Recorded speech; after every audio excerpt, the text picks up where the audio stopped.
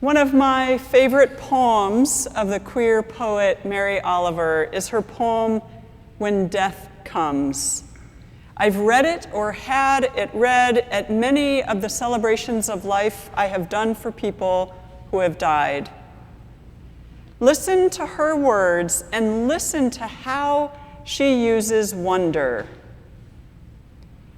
When death comes like the hungry bear in autumn, when death comes and takes all the bright coins from his purse to buy me and snaps the purse shut, when death comes like the measles pox, when death comes like an iceberg between the shoulder blades, I want to step through the door full of curiosity, wondering, what is it going to be like, that cottage of darkness? And therefore, I look upon everything as a brotherhood and a sisterhood. And I look upon time as no more than an idea. And I consider eternity as another possibility. And I think of each life as a flower, as common as a field daisy and as singular, and each name a comfortable music in the mouth, tending, as all music does, towards silence. And each body a lion of courage and something precious to the earth. When it's over, I want to say, all my life I was a bride married to amazement. I was the bridegroom taking the world into my arms. When it's over, I don't want to wonder if I have made of my life something particular and real. I don't want to find myself sighing and frightened or full of argument. I don't want to end up simply having visited this world. In her poem, wonder is curiosity and asking questions. It's amazement and being present. It's doubt and self-doubt. It's awe and beauty, too. She raises for us the possibility that wonder is many things. Wonder can be both beautiful and awe-inspiring and terrible. Wouldn't it be terrible to get to the end of our lives and doubt that we had lived lives of significance? On the other hand, wouldn't it be amazing to get to our final day on earth and be full of curiosity about what's next? Curiosity can contain some fear, but when fear outweighs everything else, curiosity is snuffed out. The synonyms for wonder are awe, admiration, amazement, fascination, surprise, ponder, and marvel. Some definitions of wonder are: wonder is a complex emotion involving elements of surprise, curiosity, contemplation, and joy. It is perhaps best defined as a heightened state of consciousness and emotion brought about by something singularly beautiful, rare, or unexpected, that is, by a marvel. Or this definition, which is the noun, a feeling of surprise mingled with admiration caused by something beautiful, unexpected, unfamiliar, or inexplicable. Or another one, a strange or remarkable person, thing, or event, a wonder. Or used in the verb sense, desire or be curious to know something or to feel doubt. As you can tell, wonder can be both complex and simple at the same time. Though it may not always lead us to the divine in the same ways that beauty and awe tend to, quite naturally, wonder has been said to lead us to wisdom. In an article he wrote in Psychology Today titled "A Study of Wonder," psychiatrist and philosopher Dr. Neil Burton said this about wonder. In his Advancement of Learning, Francis Bacon called wonder broken knowledge. And there is certainly a sense in which wonder, which may be cognate to the German Wunde, or wound, breaches or exposes us. This breach requires filling or repairing, not only by philosophy, but also by science, religion, and art, giving rise to a third and even more exalted kind of wonder, which is the wonder of insight and creation. Culture does not satiate, but nourishes wonder. Religious buildings and rituals make us feel small and insignificant, while at the same time elevating us and inspiring us. Wonder begets culture, which begets yet more wonder, and the end of wonder is wisdom, which is the state of perpetual wonder. So he's claiming that wisdom is the state of perpetual wonder. That's surprising, since we've often thought of our greatest wisdom teachers, as we are fond of calling them, as beings who know much more than the rest of us, or who have been enlightened in ways that we have not. What if, all along, they have simply learned how to practice and be in a perpetual state of wonder? Wonder as attention to what is right before you, wonder as presence. Going back to Mary Oliver, wonder is as curiosity and never arriving at a final destination of knowledge. Wonder as amazement, as doubt, as concern, as surprise, as awe. In the story Dre read this morning about the disciples on the water and the wind and the waves, that surely caused awe in the sense of fear and feeling very small, the word wonder is used. Dre read it as amazed, since that's what's in the text, but the word is actually wonder. They wondered. The contrast between Jesus and the disciples in this story is almost funny, although it wouldn't be if you or I were the one in the boat. Jesus falls asleep in the boat, and the disciples experienced what happened next as danger. There was a windstorm, and water was filling the boat, which means the waves were very high and strong. They were afraid they were going to drown. We're told the disciples woke Jesus up, shouting, "Teacher, teacher, we are perishing!" And Jesus woke up and rebuked the wind and the raging waves, and they ceased, and there was a calm. Jesus seems surprised by the disciples, and he asks them, "Where is your faith?"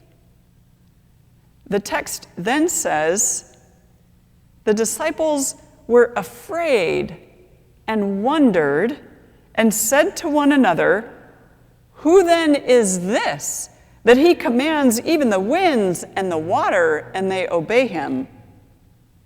Which kind of wonder do you think they experienced in that moment?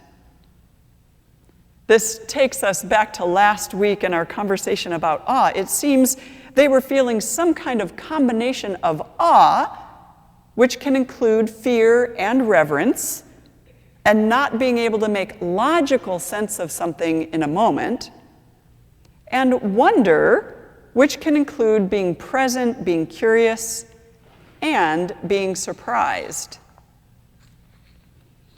Have you ever wondered, like my use of the word, why children are so good at wondering and asking questions and being curious? Now, I'm talking about children whose basic needs are being met, so they're able to develop and explore the world relatively safely. When our niece Sylvia was not quite 2 years old, she had a limited vocabulary and unlimited curiosity about everything. I still have a video on my phone of a time when we were camping with her and her family. And it's a video of her saying her favorite phrase at that time, which was so awesome because she sounded like an old man every time she said it.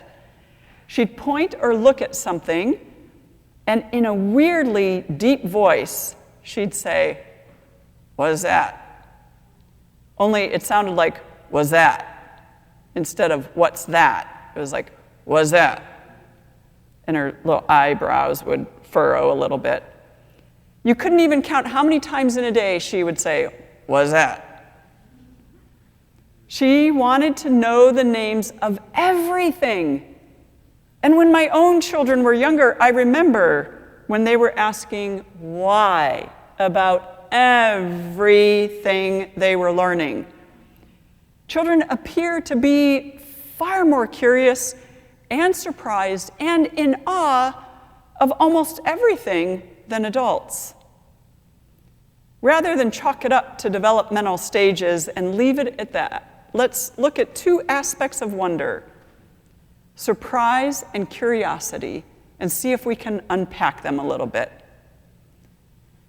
Do you have any friends or family members who have told you they don't like surprises and they don't ever want you to plan a surprise party for them, or a surprise date night, or even give them a surprise gift?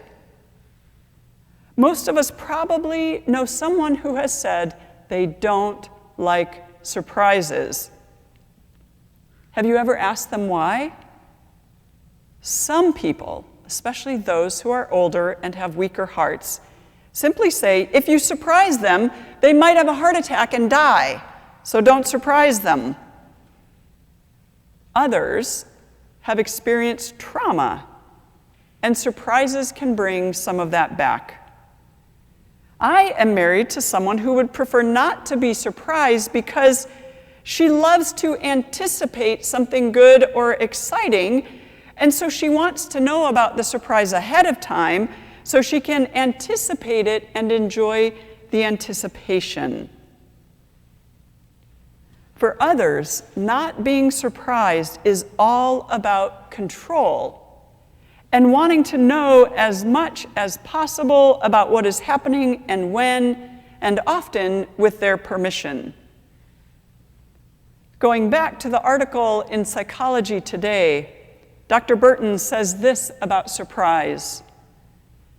Surprise is an immediate and short-lived reaction to something unexpected, immediately followed by at least some degree of confusion and one or more emotions such as joy, fear, disappointment, or anger. Surprise spans the divide between expectation and reality, directing our attention to something unexpected and prompting us to re-examine and revise our notions and beliefs. Surprise literally means overtaken in Old French. How many of us like the idea of being overtaken? How many of us like the idea of re-examining and revising our notions and beliefs? Now we understand why surprises are tough for some. But what about curiosity? Surely curiosity is innocent enough. Who doesn't want to be curious? And who doesn't love being around people who are curious, which means so many children? Oddly, some of us. One of the differences between children and adults is that many adults try hard to reach a kind of balance or equilibrium in their lives, which we know can also lead to control and stasis. And they're not eager for anything or anyone to upset that balance or equilibrium. No surprises. And be careful with curiosity, because as soon as you get curious, you could upset the apple cart. My parents divorced not long after my younger sister was born and I was 2. As you know, my last name is Brown. My dad's first name begins with a B, and my mom's first name began with a B, and my 3 older siblings' names begin with a B, and then me, Beth. We were all BBs. And my younger sister's name is Molly. We all wondered why Molly didn't have a B name. And like with many family stories, if you're going to get curious enough, you have to be ready to have your equilibrium upset. Isn't that why so many family secrets stay secret? So many people would choose equilibrium over revealing the secret because of the illusion of control over one's life. I don't like secrets, so I would rather upset the apple cart, mine and others and all of yours if need be, in order to live a more authentic life. Remember earlier when Dr. Burton said wonder is from the German cognate for wound? Wonder is also from the Greek word thama, which is one small letter away from the word trauma. Curiosity comes from the Latin derivative of cura, or to care. We're curious about someone or something because we care. When we don't care, we aren't curious.